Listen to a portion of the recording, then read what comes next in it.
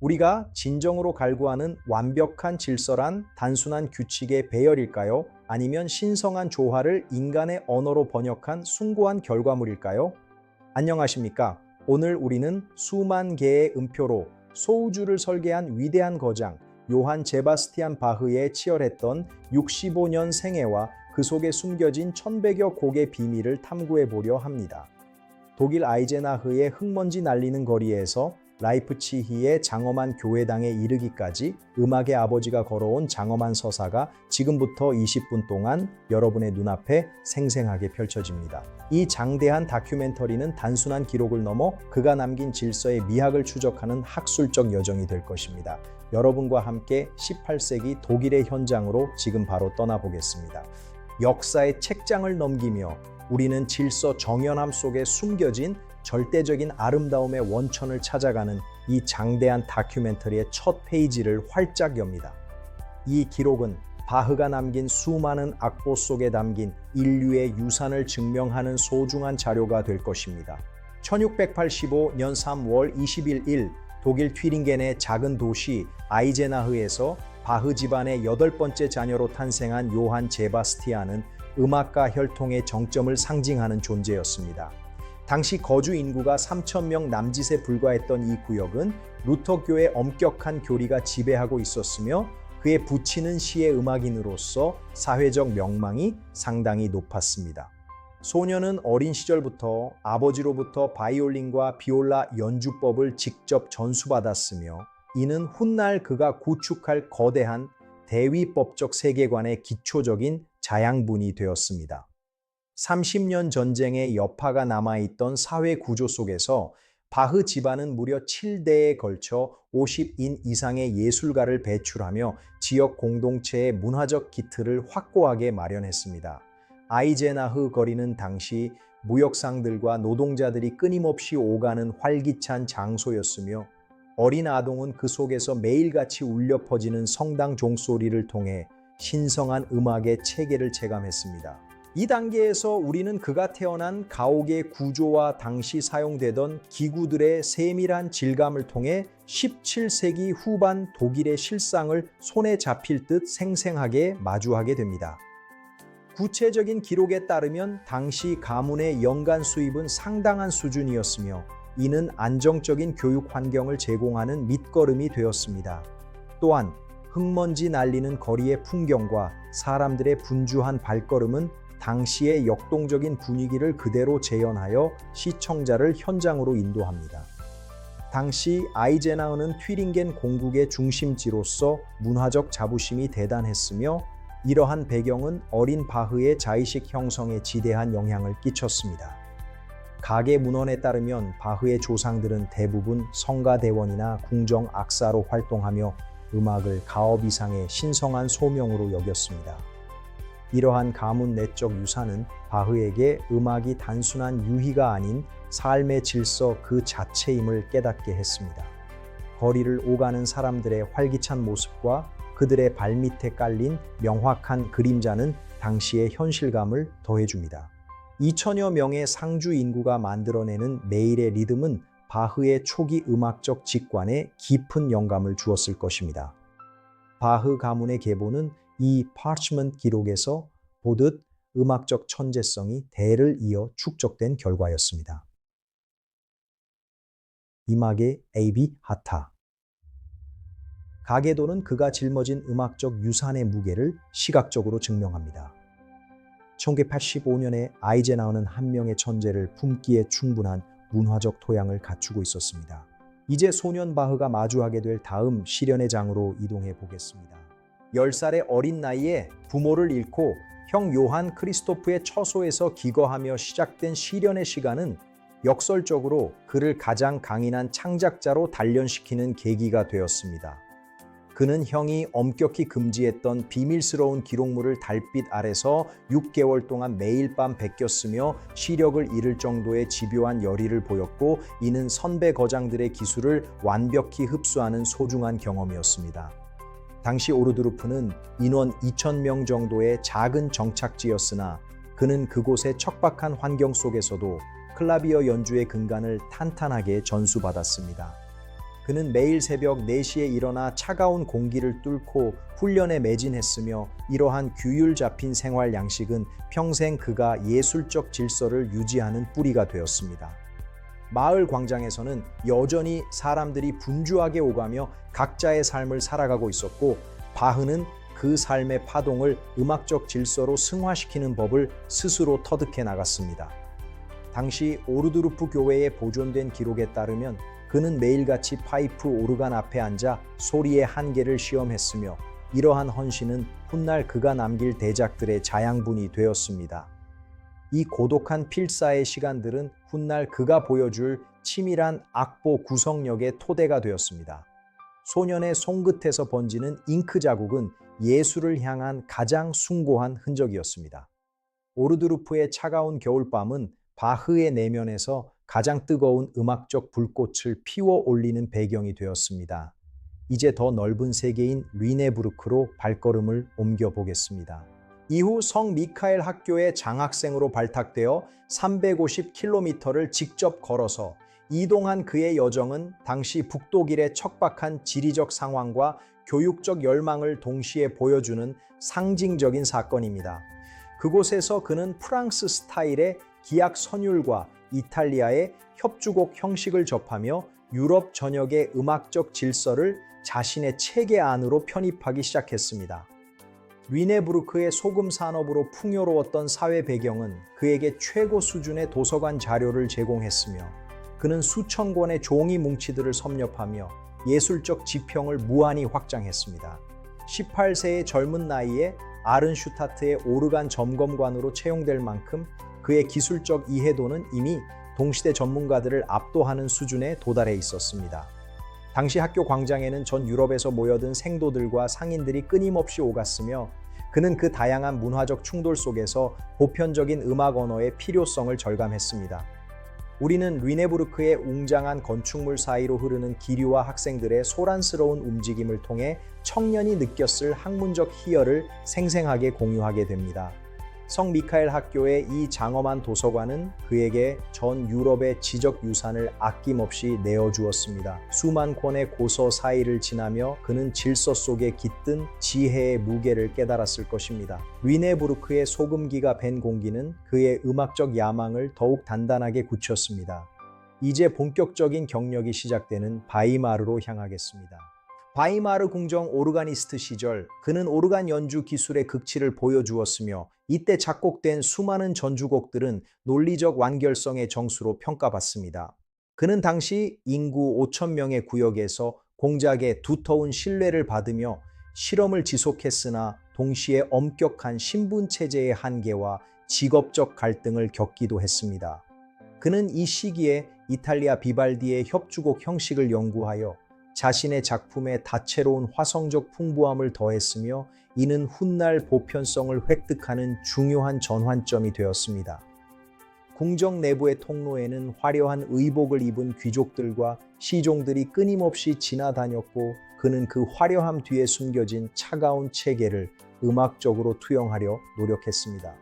그는 매주 정해진 시간에 궁정 예배당의 건반 앞에 앉아 신의 영광을 찬양하는 가장 정밀한 소리의 건축물을 쌓아 올렸습니다. 우리는 여기서 거대한 금속 파이프의 차가운 광택과 연주하는 그의 손가락 끝에서 튀어나오는 땀방울까지도 세밀하게 관찰하며 당시의 긴박한 현장에 동참하게 됩니다. 특히 1714년의 어느 추운 겨울날 그가 선보인 즉흥 연주는 당시 청중들을 충격과 경탄에 빠뜨렸다는 구체적인 문헌 기록이 남아 있습니다. 공작의 사유지에서 벌어진 음악적 논쟁은 예술가의 고집스러운 장인 정신을 상징적으로 보여줍니다. 바이마르의 붉은 벽돌 배경에는 당시 시민들의 일상이 그림자와 함께 교차하며 다큐멘터리의 깊이를 더해줍니다. 이제 기악의 꽃을 피운 코에텐 시대를 마주하겠습니다. 이후 코에텐의 아날트 공국으로 자리를 옮긴 그는 종교 음악의 굴레에서 벗어나 평균율 클라비어 곡집과 브란덴부르크 협주곡 같은 세속적 기악곡의 새 지평을 열었습니다. 당시 코에텐 궁정은 칼뱅교의 영향으로 교회 내 기구 사용이 제한적이었기에 그는 오로지 순수 기악의 조화에만 집중할 수 있는 독특한 예술적 환경을 맞이했습니다. 그는 이곳에서 6곡의 무반주 첼로 모음곡을 완성하며 단 하나의 악기만으로도 우주적인 풍성함을 만들어낼 수 있다는 음악적 증명을 성공적으로 마쳤습니다. 코에텐 시절은 그의 삶에서 가장 행복했던 시기로 기록되기도 하며 궁정의 연주 단원들과 맺은 깊은 유대감은 작품에 따뜻한 인간미를 불어넣었습니다. 궁정 뜰에는 연일 연회가 열렸고 사람들의 웃음소리와 분주한 발걸음이 끊이지 않았으며 그는 그 속에서 가장 정교한 즐거움의 형식을 구현해냈습니다. 1720년 동반자 마리아 바르바라를 떠나보내는 비극적 사건 속에서도 그는 예술적 질서를 통해 슬픔을 극복하며 성숙의 길로 나아갔습니다. 우리는 코에텐 궁정의 우아한 건축 양식과 그 사이를 오가는 사람들의 여유로운 모습 속에서 그의 작품이 지닌 순수한 유희 정신을 생생하게 확인하게 됩니다. 코에텐 영주 러폴트와의 우정은 신분을 초월한 예술적 동지애를 보여주었으며 이는 당시 봉건 사회에서 보기 드문 사례였습니다. 평화로운 코에텐의 오후는 그의 음악적 질서가 가장 조화롭게 피어난 시간이었습니다. 이제 그의 생애 마지막 대장정인 라이프치히로 향하겠습니다. 1723년 라이프치히 성 토마스 교회의 칸토르로 부임한 그는 생애 마지막 27년 동안 매주 새로운 칸타타를 제작해야 하는 초인적인 업무 강도를 견뎌냈습니다. 그는 매주 일요일 예배를 위해 300곡 이상의 성악곡을 생산해냈으며 이는 당시 라이프치히 시민들에게 매주 새로운 예술적 자극과 영적 위안을 제공하는 거대한 문화적 프로젝트였습니다. 80명에 달하는 생도들을 지도하며 체계를 바로잡는 과정에서 시 당국과 끊임없는 행정적 마찰을 겪었지만 그는 결코 타협을 선택하지 않았습니다. 당시 라이프치히는 인구 3만 명의 대도시였으며 광장에는 전 유럽에서 온 상인들로 북적였고 그는 그 소란스러운 대도시의 소음 속에서 가장 고요한 영성의 소리를 길어 올렸습니다. 그는 자신의 서명 대신 오직 창조주께 영광을 이라는 뜻의 약어를 악보 끝에 새기며 자신의 음악적 질서가 궁극적으로 향하는 지점을 명확히 했습니다. 우리는 성 토마스 교회의 장엄한 석조 구조물과 그 안을 가득 채운 단원들의 숨소리를 통해 그가 짊어졌던 막중한 책임감과 소명을 현장에서 직접 느끼게 됩니다. 시장 거리를 오가는 마차의 덜컹거림과 사람들의 웅성거림은 대작 칸타타의 장엄한 서곡과 기묘한 대조를 이루며 입체적인 감동을 선사합니다. 라이프치히의 활기는 그의 예술적 질서가 피어난 가장 비옥한 토양이었습니다. 이제 그의 전성기를 상징하는 대작 순환곡의 세계로 들어가 보겠습니다. 마태 순환곡에서 보여준 극적인 전개와 심오한 영적 성찰은 당시 라이프치히의 보수적인 분위기를 뒤흔들 만큼 혁신적이고 장엄한 규모를 자랑했습니다. 그는 동시에 침엄한 커피하우스에서 세속적인 곡들을 연주하며 일상의 즐거움 또한 예술적 질서 안으로 포용하는 유연함을 보였습니다. 당시 거주자들은 엄격한 예배와 활기찬 카페 문화를 동시에 즐겼으며 그의 작품은 그 두 세계를 연결하는 가장 강력한 매개체 역할을 수행했습니다. 커피 칸타타에서 보여준 유머와 풍자는 그가 단순히 근엄한 종교인에 머물지 않고 대중의 삶과 호흡하는 예술가였음을 증명하는 확실한 근거입니다. 커피하우스의 자욱한 연기와 사람들의 웅성거림, 그리고 그 사이를 뚫고 나오는 경쾌한 가락은 그의 음악이 지닌 생동감 넘치는 생명력을 여실히 보여줍니다.